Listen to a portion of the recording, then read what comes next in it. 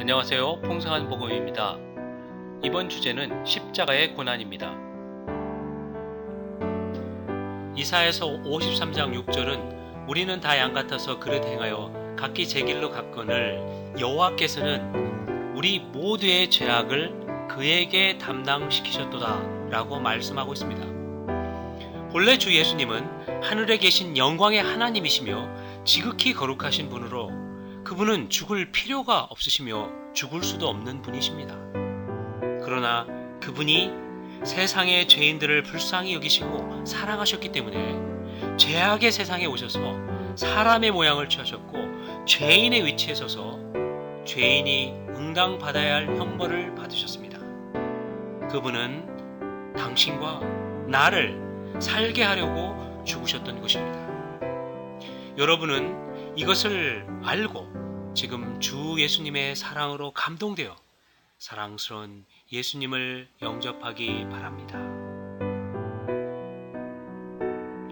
누가복음 2장 7절에 보게 되면 주 예수님께서는 마리아의 첫 아들로 태어나서 포대기에 쌓여 구유에 눕혀졌습니다. 주 예수님이 이 세상에 태어나실 때 여관에 묵을 곳이 없기 때문에 구유에서 나시게 된 것입니다. 이 얼마나 처량합니까? 지극히 높은 주 예수님은 본래 이런 지경에 이를 필요가 없으셨습니다. 그러나 당신과 나를 사랑하셨기 때문에 그분은 이러한 출생으로부터의 고난을 받으셨습니다.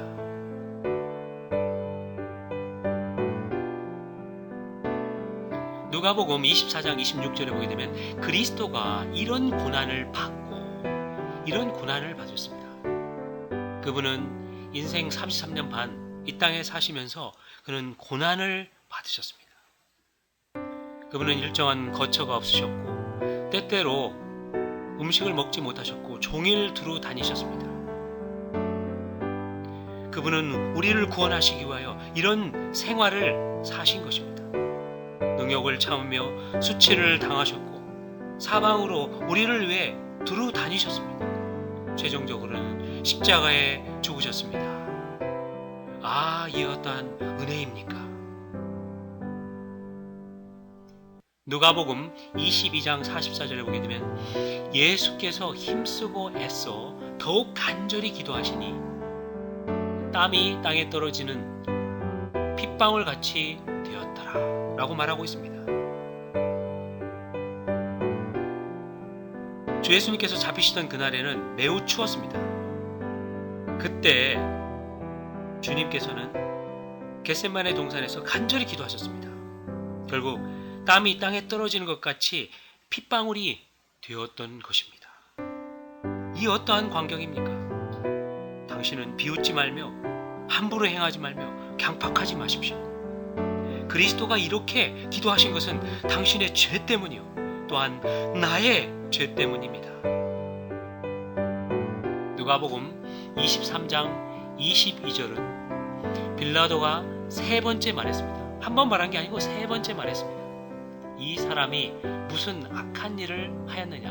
나는 그에게서 예수님께서 죽일 죄를 찾지 못하였나니 라고 말씀하고 있습니다. 빌라도를 통해 주 예수님께서 죄가 없으심을 세 번이나 증명했는데도 왜 그분은 사람들에게 못 박혔습니까? 그분에게 죄가 없는데 왜 죄의 형벌을 받아야 했습니까? 이것은 다름이 아니라 세상 사람들의 죄가 있고 세상 사람들의 죄 때문입니다. 고린도후서 5장 21절은요. 하나님이 죄 없으신 자로 우리를 대신하여 죄가 되셨다고 말씀하고 있습니다. 그분이 십자가에 못 박힌 것은 우리의 죄를 대신한 것입니다. 죄 없으신 주 예수님은 바로 당신의 죄 때문에 십자가에 못 박혀 죽으신 것입니다. 마가복음 15장 15절은 예수를 채찍하고 십자가에 못 박히게 넘겨주었다고 말하고 있습니다.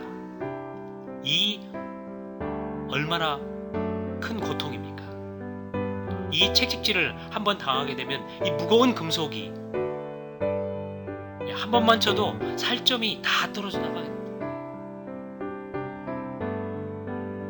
영광스러운 그리스도는 우리 죄를 위하여 우리를 위해 책찍에 맞으셨습니다. 그러나 하나님께 감사한 것은 저가 책찍에 맞음으로 너희는 나음을 얻었다 라고 베드로전서 2장 24절에서 말씀하고 있습니다. 그분이 책찍에 맞은 것은 우리로 하여금 우리의 병을 치료하기 위한 것입니다. 영혼이 병든 사람들아, 그분이 이미 책찍에 맞았으므로 빨리 와서 나음을 얻으십시오. 마가복음 15장 17절에 보게 되면 예수에게 자색 옷을 입히고 가시 면류관을 엮으시었다고 말하고 있습니다. 그분이 사람의 범죄를 인하여 가시 면류관까지 쓰시게 되었습니다. 그리고 이 면류관을 씌우고 갈대로 그 머리를 치었다고 말하고 있습니다. 얼마나 큰 통증이 있겠습니까? 이것은 어떤 희롱과 비웃음입니까? 그 가시는 얼마나 뾰족하고 예리하겠습니까? 그분이 고통받기를 원하셨고 피 흘리기를 원하신 것은 그분이 고통당하지 않으면 우리가 영원히 멸망할 것을 아셨기 때문입니다. 그분은 사람을 사랑하셨기 때문에 대신해서 십자가에 죽으심으로 사람들을 불못의 영원한 멸망에서 건져내기 위해 말할 수 없는 고초를 당하신 것입니다. 마태복음 27장 34절에 보면 쓸개 탄 포도주를 예수께 주어 마시게 하려 하였더니 라고 말씀하고 있습니다. 이 쓸개 탄 포도주는 고통을 잊게 하는 것입니다. 그러나 그분께서는 이 포도주를 거절하셨습니다. 왜 그러냐면 그분의 마음은 세상의 모든 죄인에 대한 사랑으로 가득 차 있었습니다. 그분은 우리를 위해 모든 죄의 형벌을 받기 원하셨습니다. 그분은 죄인으로 하여금 그분의 의의 즐거움을 얻을 수 있도록 그분 자신이 죄인을 대신해 모든 죄의 형벌에 고통을 취하신 것입니다.